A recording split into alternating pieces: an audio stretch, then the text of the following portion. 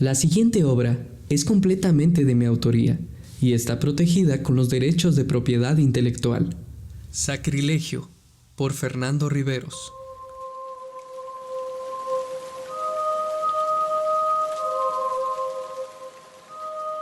Tengo un sueño recurrente, doctor. En él voy corriendo con desesperación por el monte y luego despierto. Me llena de ansiedad no saber hacia dónde voy y por qué. Probablemente estás huyendo de un problema, ¿no crees? No sé qué podría ser. Háblame de tu abuelo. El otro día lo mencionaste, pero no nos dio el tiempo de profundizar. Pues como usted sabe, es como mi papá.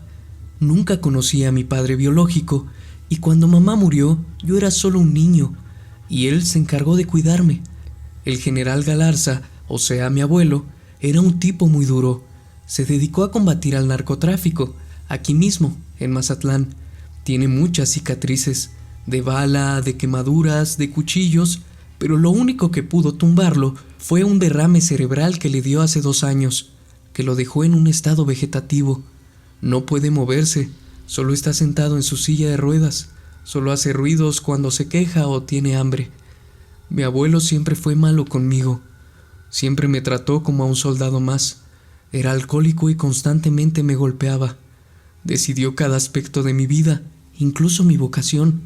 Tuve que inscribirme a la escuela militar porque él me lo exigió. Si alguna vez quise ser algo o alguien, ya no recuerdo qué era. Pero lo que más odio de mi abuelo es su obsesión con la religión católica. Teníamos que ir a la iglesia por lo menos 3 veces a la semana. Rezábamos al despertar, antes de cada comida y antes de dormir. Mi abuelo le tenía miedo al infierno, o eso parecía. Cada acción que hacía siempre la justificaba como medio para acercarse al cielo. Decía que debía de encargarse de todos aquellos que tenían al demonio dentro de su corazón. Por eso se hizo militar. Creía que tenía la responsabilidad de castigar a los hombres malos en nombre de Dios y para su propia salvación. En una ocasión terminamos de comer y yo no había quedado satisfecho del todo. Entonces fui al refrigerador y tomé un flan. Mi abuelo me regañó. Eso es gula, me dijo. Un pecado capital. Entonces me obligó a comer 7 latas de atún que teníamos en la despensa. Hubo un momento en que no pude más y tuve que vomitar, y me hizo volver a empezar.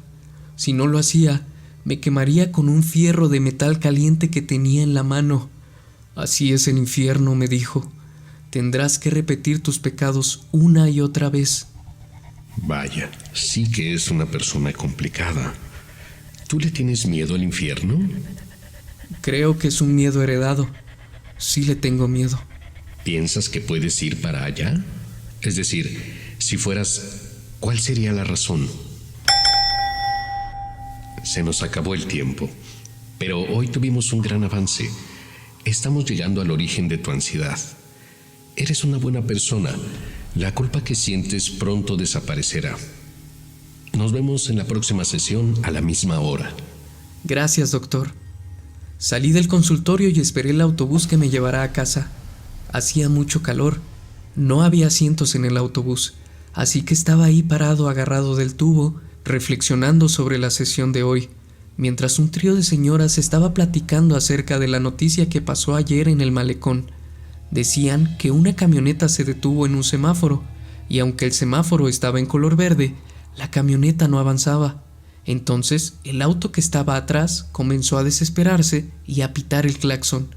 Cuando eso pasó, el hombre de la camioneta se bajó y se dirigió hacia el auto de atrás y le tiró 3 balazos en el cuerpo.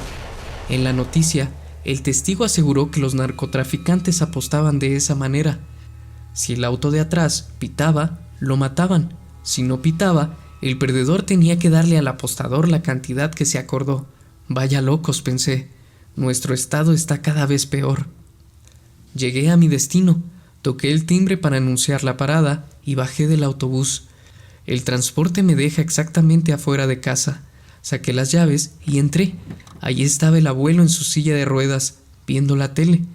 Comenzó a hacer ruidos, no sé si para regañarme o para decirme que tenía hambre. Entonces lo moví de la televisión y lo senté en la mesa, mientras yo preparaba la comida. El abuelo piensa que fui a la iglesia, pero no es verdad. Si le llegara a decir que voy con el psicólogo, pensará que soy un mariquita o algo parecido. Hice unas lentejas y puse a cocer un pescado para que estuviera lo más suave posible, para que el viejo pudiera tragarlo. Lo serví todo en un plato hondo y me senté a su lado. Esperamos a que se enfriara y comencé a darle de comer poco a poco. Casi habíamos terminado, pero entonces noté que el abuelo comenzó a hacer ruidos extraños. ¿Qué tienes?, le pregunté, como si pudiera hablar. Entonces me di cuenta que el pescado tenía espinas y que se le había atorado una en la garganta. Me paré de la mesa. Sabía lo que tenía que hacer. En el ejército nos enseñaron la maniobra de Heimlich. Es para auxiliar a una persona que se atraganta. Sin embargo, no hice nada. Me le quedé mirando cómo se atragantaba, cómo parecía que sus ojos se le iban a salir de la cara y cómo se comenzaba a poner morado por la falta de oxígeno. Volteó la mirada hacia mí y yo lo miraba fijamente. Yo lo estaba disfrutando y quería que se diera cuenta de eso. Solo una mía, de 1,000,000 que él me hizo. Y cuando ya no aguantó más, cayó su cabeza sin vida en el plato donde estaba la comida. Me quedé inmóvil, tratando de entender lo que había pasado. Entonces el sonido de la puerta se escuchó. Era la enfermera que me ayudaba a cuidar al abuelo cuando yo trabajaba. «¿Qué hiciste?», me dijo. Y yo no pude contestar. Era obvio que yo lo había matado. El viejo no se podía mover ni alimentar por su propia cuenta.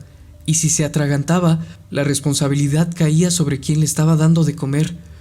Ella corrió hacia el abuelo solo para confirmar que estaba muerto. Y yo comencé a dar pasos hacia atrás y me eché a correr. Crucé la avenida y corrí por el monte para evitar que la gente me viera. Salí hacia una calle y un coche me arrolló a una velocidad muy lenta. El conductor se bajó y me ayudó a levantarme. Lo tomé del cuello y lo desmayé sin causarle un daño mayor. Tomé sus llaves y tomé su auto para escapar. No tengo idea a dónde voy. Estoy fuera de control. Me iré lo más lejos que pueda llegar. Voy manejando apresurado y una camioneta se interpone en mi camino. Está el semáforo en verde y no avanza. Comienzo a pitarle para que se despierte el tremendo idiota. ¿Qué no ves que tengo prisa? El hombre sale de su camioneta, camina hacia mí, saca una pistola y... Tengo un sueño recurrente, doctor. En él voy corriendo con desesperación por el monte y luego despierto. Me llena de ansiedad no saber hacia dónde voy y por qué.